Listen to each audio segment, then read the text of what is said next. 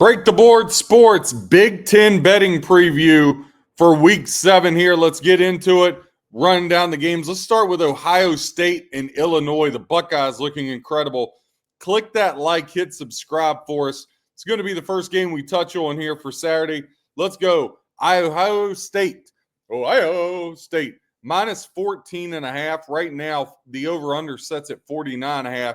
Now, your betting splits, let's start there. 60% of tickets, but 79% of the handle is on the Buckeyes. They've looked absolutely incredible. I laid the big number with them last week against Minnesota. Now, Illinois plus 14.5 on the comeback. 40% of bets and 21% of the handle going their way. I stepped in front of Illinois last week with Purdue, and I got crushed. That was my best bet, having Purdue there, so full transparency. Purdue bit me there against Illinois. You're over under 49.5. 73% of tickets and 79% of the handle going to the over. 27% of tickets and 21% of the handle going to the under on this one. So it's looking like the books are going to need the under. They're definitely going to need Illinois in this one as the way it's shaping up. Now, Ohio State, 9-1 the last 10 versus Illinois. They've won 9 straight against the Fighting Illini. However, a little hard to get there because these two teams haven't played since 2017. So it's been a long time since they've matched up. Ohio State's offense, I still don't think we've seen how good it can be. This Ohio State team is scary.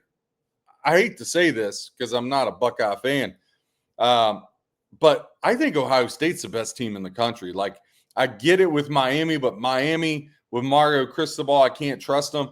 I think saying the quarterback of Ohio State might be the best kept secret. I don't even think they've unleashed him. We talked about that a little bit last week's Big Ten preview. But, man, Ohio State still, without seeing the best version of their offense, they're putting up 451 yards per game and 37 points per game. So when you look at Illinois and their offense, they're averaging 397.8 yards per game and 37 points per game. So the fact that the Illini right there, same as Ohio State, I think that bodes well. Now, Illinois' defense is giving up 24 points a game compared to Ohio State, that's giving up a whopping 5 points a game, best in the country.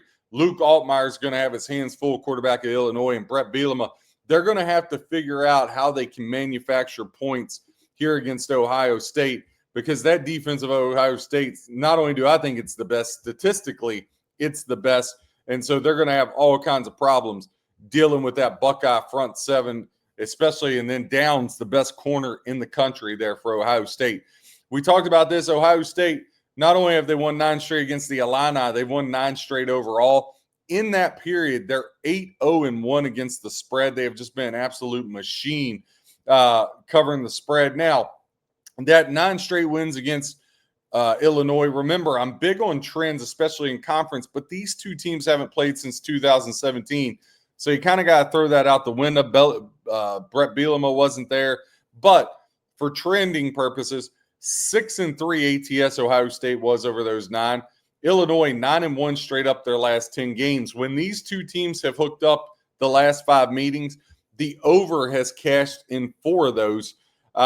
Last 10 games on the road, Ohio State 8-2. Illinois, their last 10 games at home, they are 9-1 straight up there. Now, as a dog, ATS, their last 10 games as a dog, Illinois 7-3. They've been a covering machine, but again, Ohio State 9-1 ATS as a favorite, 9-1 as a road favorite their last 10, as to where a home dog for Illinois hasn't really did much for you. They're 5-5 overall in that one. Look, this line sets at 14.5. I can absolutely see the reason for one to take Illinois. Both these teams averaging 37 points per game. Illinois' defense is stout. Now, I think Illinois is going to score more than 5 points, obviously, right? But when I look at this, Ohio State is just too much. Put them in your money line parlays. If you can find a 14, I would lay it. I don't like the hook. You know, if I had to take the hook, I would lean Illinois. But I think right now, I hate laying points on the road. I never do it. So I won't have anything on this game other than putting that Ohio State minus 650 money line somewhere, putting them, I'll be honest with you, and we can just put it in the calculator at FanDuel and see what we come up with here, because 3 teams that I think are Big Ten winners. The Washington game, we'll cover that on our Friday night. We have a weekday show with all the weekday games that you can go and click on. But if you took the Washington Huskies on the money line, Ohio State on the money line, and another game that I absolutely love, Oregon on the money line, I know it's 3-team parlay minus 112. I feel pretty safe with that all those get home.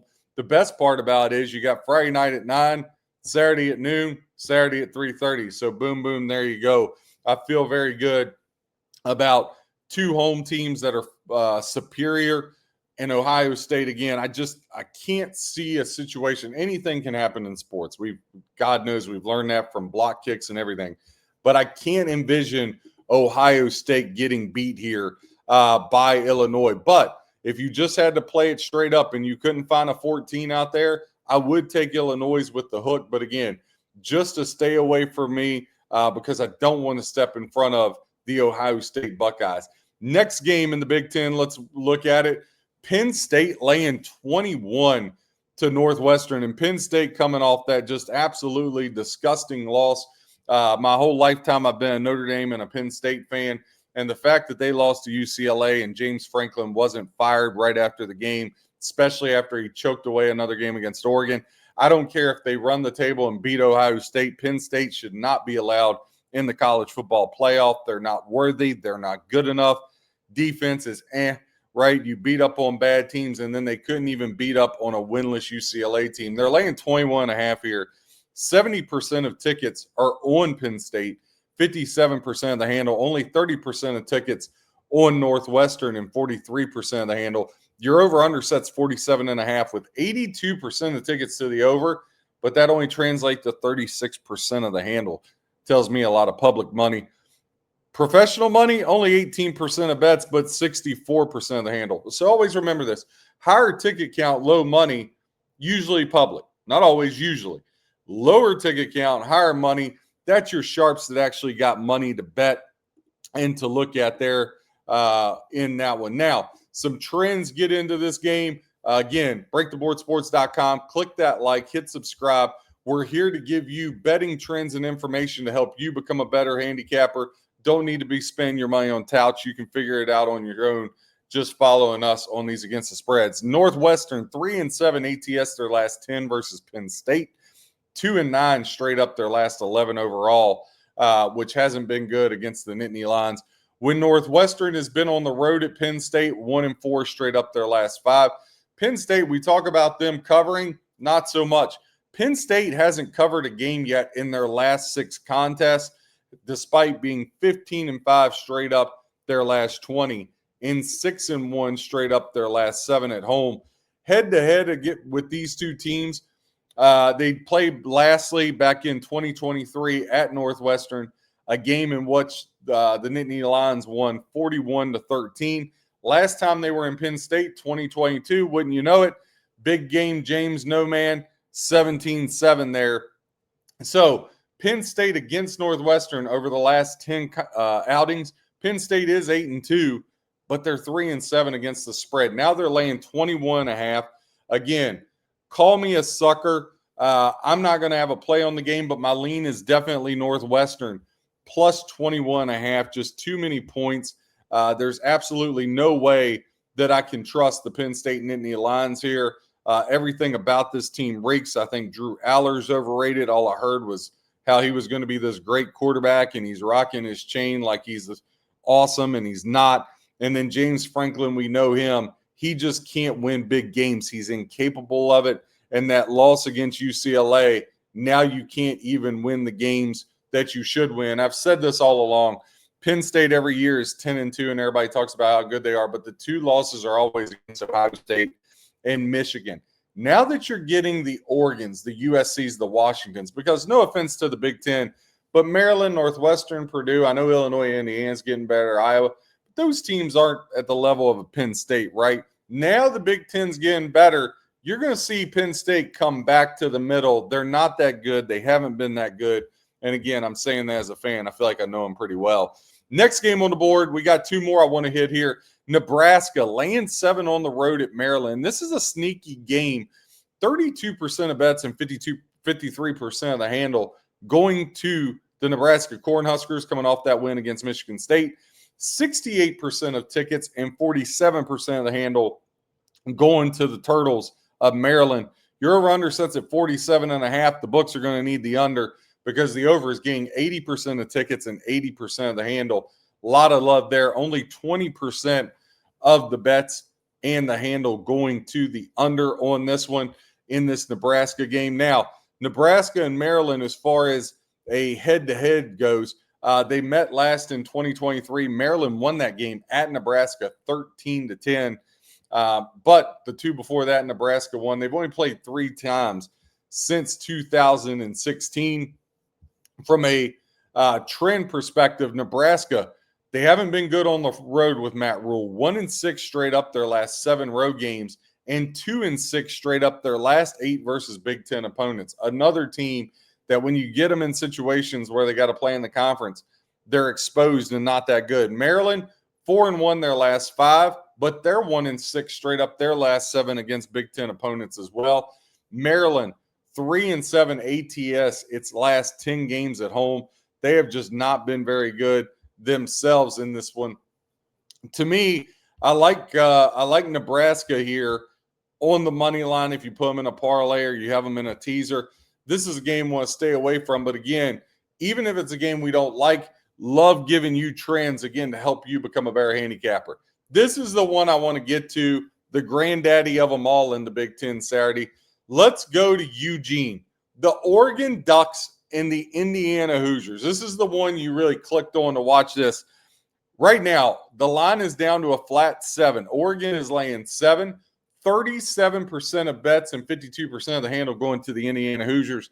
63% of bets and 48% of the handle going to the Quackers of Oregon. 55.5 is your over-under. 84% of tickets and 88% of the handle to the over.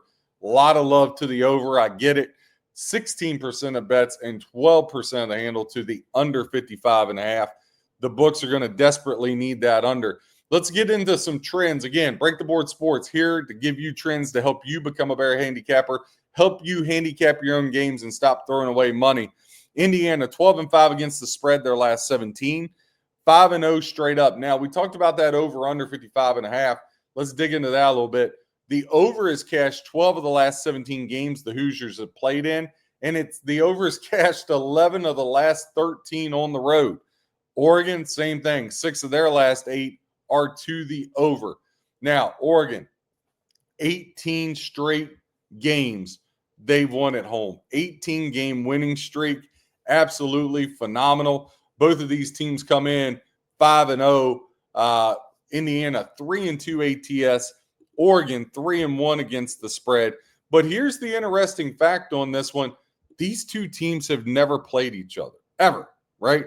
So we're going to get a little bit of a filling out process. Now, Dan Lanning, I'm a huge fan of him. Big believer in Dan Lanning and what he does with Oregon. I saw Oregon, and again, I don't think Penn State's that great, but I've seen Oregon put people in a box defensively. I love their speed. I love the sophomore quarterback. I feel like Oregon has so much to offer. Now, on the flip side of that, Mendoza, the quarterback of Indiana, he's making a little bit of a case here for the Heisman. Both of these two teams have been stellar over the last 10. 8-2 straight up are the Hoosiers. 9-1 straight up are the Ducks. But last 10 on the road, a little different for Indiana. Just 4-6 straight up as to where the Ducks have won 18 straight home games. You ask, what about Indiana as an underdog?